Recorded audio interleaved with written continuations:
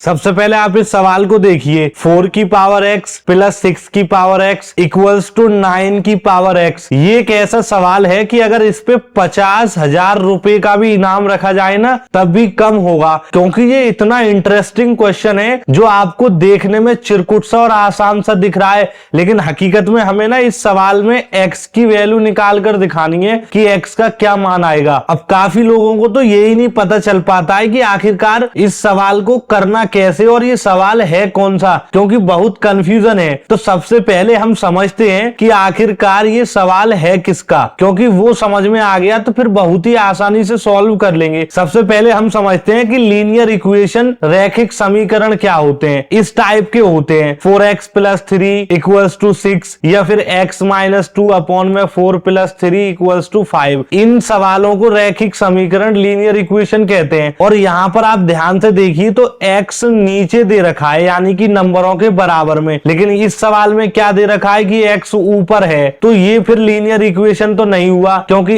x बराबर में होता। अगर ऐसे लिखा होता ना 4x तो हो सकता था लीनियर इक्वेशन, लेकिन यहाँ 4 के ऊपर पावर में है x, तो इसका मतलब ये लीनियर इक्वेशन नहीं है। पोलिनोमियल बहुपद हो सकता है ये बहुपद हो, तो बहुपद कैसे होते हैं, इस टाइप से होते हैं x square minus 5x plus में 2 या फिर 3x power 4 plus 2x square minus 6 upon 3। इस टाइप की जो भी एक्सप्रेशन होते हैं उन्हें हम बहुपद यानी कि पोलिनोमियल कहते हैं। तो यहाँ पर x के ऊपर 2 की घात है, लेकिन यहाँ 4 के ऊपर x है, इसका मतलब ये अलग है और ये अलग है। अगर x के ऊपर कोई नंबर की पावर होती तो हम पोलिनोमियल कह सकते थे, लेकिन यहाँ तो नंबर के ऊपर x की घात है, तो ये पोलिनोमियल भी नहीं है। क्वाड्रेटिक इक्वेशन द्विघात समीकरण हो सकता है ये सवाल क्वाड्रेटिक इक्वेशन हो, तो क्वाड्रेटिक इक्वेशन क्या होती है, ax square plus bx plus c equals to 0। इस फॉर्म में होना चाहिए, चिन्ह बदल सकते हैं, प्लस माइनस हो सकते हैं। तो देखिए 3x square plus 5x minus 2 equals to 0, तो ये पोलिनोमियल भी है और क्वाड्रेटिक इक्वेशन भी है। क्वाड्रेटिक इक्वेशन वो होती है जिसमें 2 की घात होती है, तो यहाँ पर आप ध्यान से देखिए 2 की घात है, तो ये क्वाड्रेटिक इक्वेशन तो हो गया। लेकिन यहाँ पर ऐसी कोई भी 2 की घात नहीं दे रखी, x की घात दे रखी है और यहाँ पर x के ऊपर घात है, यहाँ x है, तो इसका मतलब ये क्वाड्रेटिक इक्वेशन भी नहीं है। तो अगर ये इन तीनों में से कोई होता तो हम बहुत ही आसानी से सॉल्व कर लेते, लेकिन ना तो ये क्वाड्रेटिक इक्वेशन है, नहीं पोलिनोमियल है और नहीं लीनियर इक्वेशन है। तो फिर क्या हम इसमें कुछ और मैनिपुलेट कर सकते हैं? तो अब हमारे पास एक ही ऑप्शन बचा है। हम क्या कर रहे हैं कि इन संख्याओं को आपस में डिवाइड कर लेते हैं ताकि कुछ सहूलियत मिले। तो हम क्या कर रहे हैं कि 4x से दोनों ओर भाग करने पर 4x से दोनों ओर भाग कर देते हैं हम और चेक करते हैं कुछ फायदा मिलता है। तो भाग करेंगे कुछ इस तरीके से, इस इक्वेशन में 4 की पावर x अपॉन में 4 की पावर x लिखेंगे प्लस 6 की पावर x अपॉन में 4 की पावर x लिखेंगे इक्वल्स टू 9 की पावर x अपॉन में 4 की पावर x लिखेंगे, क्योंकि डिवाइड करना है तो कुछ इसी तरीके से हम डिवाइड करेंगे। ठीक है, ये चीज आपको याद रखनी है। मैं यहां पर बता देता हूं आपको कि जैसे हमारे पास लिखा है 4 की पावर x, तो या तो हम इसको पावर कह लें या फिर हम इसको घात कह लें, और ये जो हमें दिख रहा है 4, इसको हम कहेंगे बेस। बेस का मतलब होता है आधार, ये आपको पता होना बहुत जरूरी है। तो अब हम 4 की पावर x से 4 की पावर x को डिवाइड करेंगे तो यहाँ 1 मिल जाएगा, तो हम यहाँ लिख सकते हैं 1 प्लस यहाँ पर 6 और 4 को हम इस तरीके से लिख देंगे और इसकी पावर x को ऊपर लिख देंगे। ठीक है, ऐसे ही इक्वल्स टू में करेंगे कि 9 अपॉन 4 तो हम इस तरीके से लिख देंगे और इन दोनों के ऊपर पावर सेम है तो इसके ऊपर x चढ़ा देंगे। ये एक बेसिक कॉन्सेप्ट है, वो भी मैं आपको बता देता हूं। ये लॉ ऑफ एक्सपोनेंट का एक रूल है कि अगर a की पावर m है अपॉन में b की पावर m है तो इसका आंसर होता है a अपॉन b, और उन दोनों की सेम पावर होती है तो उसको इस तरीके से ऊपर चढ़ा देते हैं दोनों के। ये एक लॉ ऑफ एक्सपोनेंट है, ये आपको पता होना बहुत जरूरी है। तो ऐसा ही कुछ मैंने इन दोनों में किया है। अब आप और ध्यान से देखिए तो देखिए 1 प्लस ऐसा ही रहा अपने पास, 6 अपॉन 4 कट जाएगा। कैसे, इसको 2 से डिवाइड करूंगा तो 3 मिलेगा और इसको 2 से डिवाइड करूंगा तो 2 मिलेगा, तो मेरे पास मिलेगा 3 अपॉन में 2 की पावर x इक्वल्स टू। अब यहां पर बच रहा है अपने पास 9 अपॉन 4। तो इसको करने से पहले मैं आपको फिर बेसिक चीज बताता हूं। आप जानते हैं 9 अपॉन 4 को हम इस तरीके से लिख सकते हैं 3 इंटू 3 2 इंटू 2, क्योंकि हमने इनके फैक्टर कर लिए। और ये अब अब एक स्क्वायर बन चुका है, तो हम इसको ऐसे लिख सकते हैं 3 का स्क्वायर अपॉन में 2 का स्क्वायर। ठीक है, अब यहाँ पर उसकी पावर x और दे रखी थी कुछ इस तरीके से, तो हम उसको x को ऐसा ही लिख देते हैं। तो यहाँ पर भी हमें x ऐसा ही लिखना होगा। ठीक है, अब देखो यहाँ पर ये पावर सेम है, तो हम ऐसे लिख सकते हैं 3/2 की पावर 2 और उसकी ऊपर जो पावर दे रखी है x, उसको हम इस तरीके से लिख देंगे। ठीक है, ये रूल के हिसाब से according to law of exponent. लेकिन अब यहाँ पर हम एक और फॉर्मूला लगाएंगे कि जैसे a की पावर m है और उसके ऊपर पावर n है, तो यहाँ पर फॉर्मूला हो जाता है a की पावर m इंटू n, आपस की संख्याओं में गुणा कर देते हैं। तो ठीक यहाँ पर भी हमको सेम ऐसा ही दे रखा है, 3/2 है और उसकी पावर है 2 और x, तो इनका आपस में गुणा करेंगे तो 2x मिल जाएगा। ठीक है, अब मैं इस वैल्यू को वहां पर पुट करूंगा जहां पर लिखा था 9/4 की पावर x, तो यहां पर हम लिख देंगे 3/2 और उसकी होल पावर 2x। तो यहां पर हमने सिर्फ डिवाइड करने के बाद हमें कुछ इस रूप का मिला है। तो क्या अब हम इस सवाल में कुछ और चेंजेस कर सकते हैं? बिल्कुल कर सकते हैं, अगर आप थोड़ी सी बुद्धि लगाएंगे तो। क्या हम लिखेंगे लेट, यानी कि माना y इक्वल्स टू 3/2 की पावर x। ये हमने मान लिया कि भैया इस वाली वैल्यू की जगह y रख लो, ऐसे मान लो या फिर ऐसे मान लो कि लेट 3/2 की power x equals to y। वो कैसे भी मान सकते हैं हम, लिखने में फर्क हो जाएगा लेकिन तरीका बिल्कुल सही है। तो अब क्या करेंगे कि 3/2x की जगह y रखेंगे, तो देखिए क्या आंसर मिलता है हमें फिर। तो 1 प्लस 3/2x की जगह पे हम लिख सकते हैं y इक्वल्स टू, यहां पर क्या है कि 3/2x की जगह पर हमने लिखा y और उसके ऊपर जो 2 लिखा है वो ऐसा का ऐसा ही रहा। ध्यान से समझो, देखिए 3/2 और x हमने उसको y में बदल दिया, ये जो 2 है वो ऐसा का ऐसा ही रहा। तो अब हमारे पास यहाँ पर ध्यान से देखिए क्वाड्रेटिक इक्वेशन बन गई। क्या? y square is equals to 1 plus y। और अब हम इन वैल्यूज को इस साइड पे लेके आएंगे तो इनका चिन्ह बदल जाएगा, तो हमारे पास इक्वेशन मिलेगी y स्क्वायर माइनस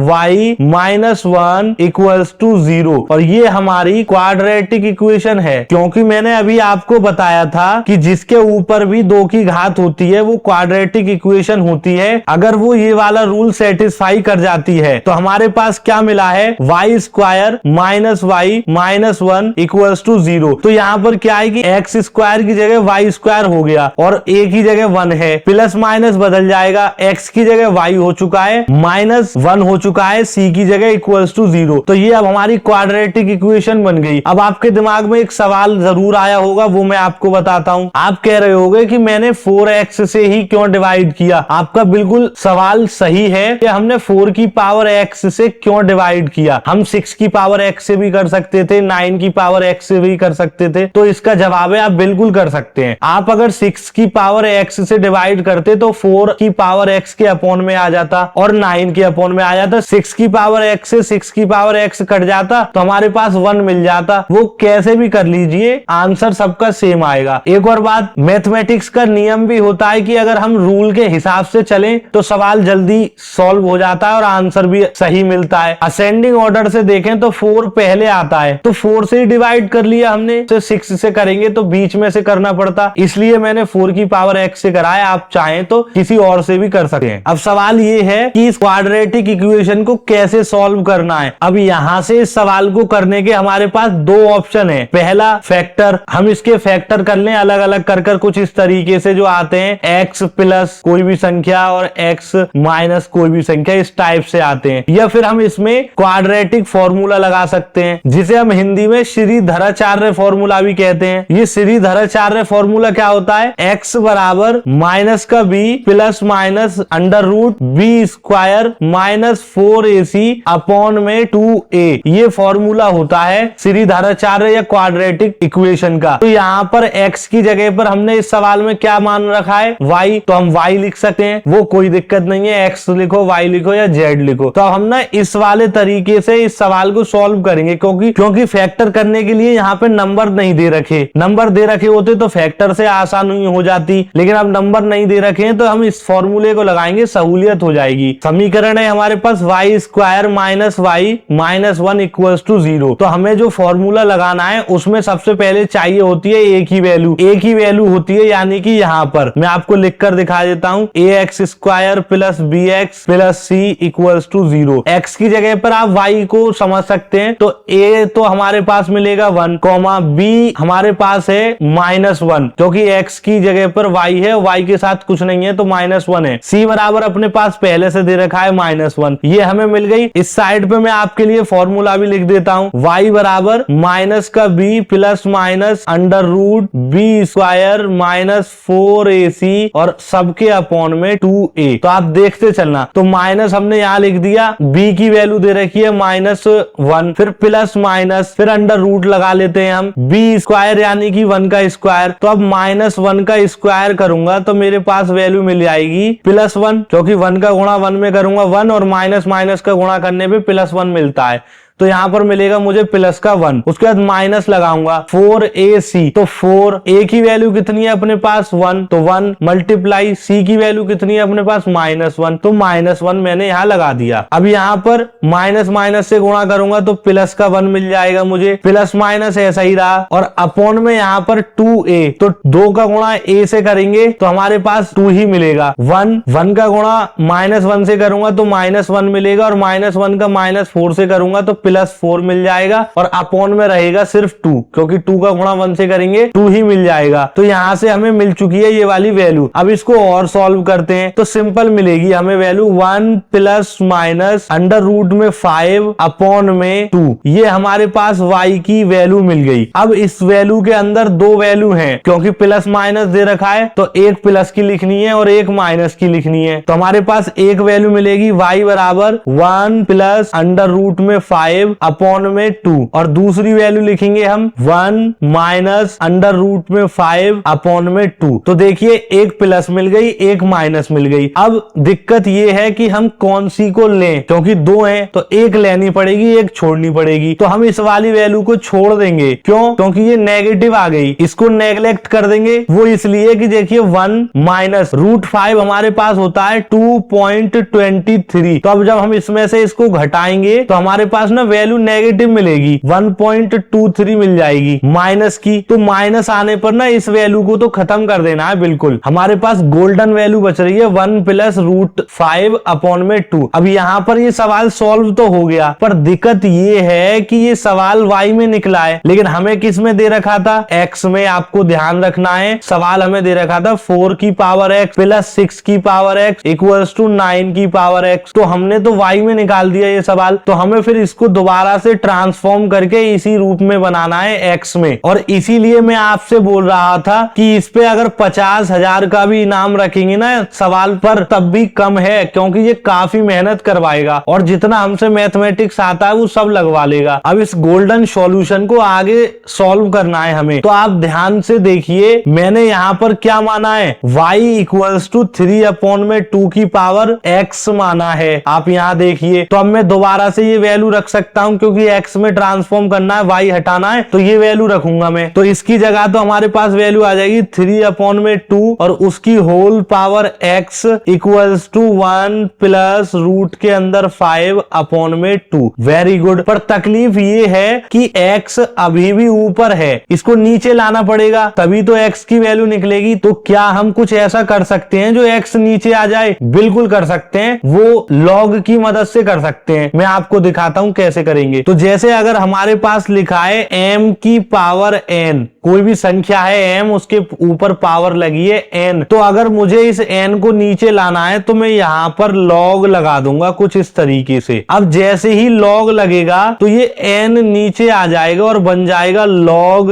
m, कुछ इस तरीके से। ये बेसिक प्रॉपर्टी है लॉगरिथम की जो आपसे आनी ही चाहिए। तो ऐसे ही मेरे पास लिखा है 3 अपॉन 2, उसकी पावर है x, तो अगर मैं उसके आगे यहां पर log जोड़ दूंगा कुछ इस तरीके से, तो वो बन जाएगा x log 3/2, कुछ इस तरीके से बन जाएगा। और दूसरी साइड पे लिखा था 1 प्लस √5 अपॉन में 2, तो उसकी पावर कुछ भी नहीं दे रखी है, यानी कि 1 है। तो मुझे इस साइड में भी log जोड़ना पड़ेगा, दोनों तरफ ही जोड़ूंगा, इसमें भी जोड़ूंगा और इसमें भी जोड़ूंगा। तो अब इसका 1 आगे आ जाएगा, तो 1 log ब्रैकेट के अंदर 1 प्लस √5 अपॉन में 2 हमें मिल जाएगा कुछ इस तरीके से। अब देखिए 1 log यानी कि log ही रहेगा, 1 का गुणा करने पे वही वैल्यू मिलती है। 1 प्लस रूट 5 अपॉन में 2 हमारे पास आ जाएगा। तो एक वैल्यू हमें ये मिलेगी x log 3 अपॉन में 2 और एक वैल्यू मिलेगी log 1 प्लस रूट 5 अपॉन में 2। ये दो वैल्यू हमें यहां से उठानी है और वहां पर पुट करनी है, तभी हमारे आंसर निकलेगा x में। अब देखिए x नीचे आ चुका है। ये बेसिक लॉग की प्रॉपर्टी है, ये आपको पता होना बहुत जरूरी था। अब आप समझ चुके होंगे, तो मैं यहाँ पर बिल्कुल उसी तरीके से लिख रहा हूं। x नीचे आ जाएगा, log 3 अपॉन 2 कुछ इस तरीके से हम लिख देंगे। फिर इक्वल्स टू का साइन लगाएंगे, यहाँ पर लिखेंगे log, क्योंकि 1 का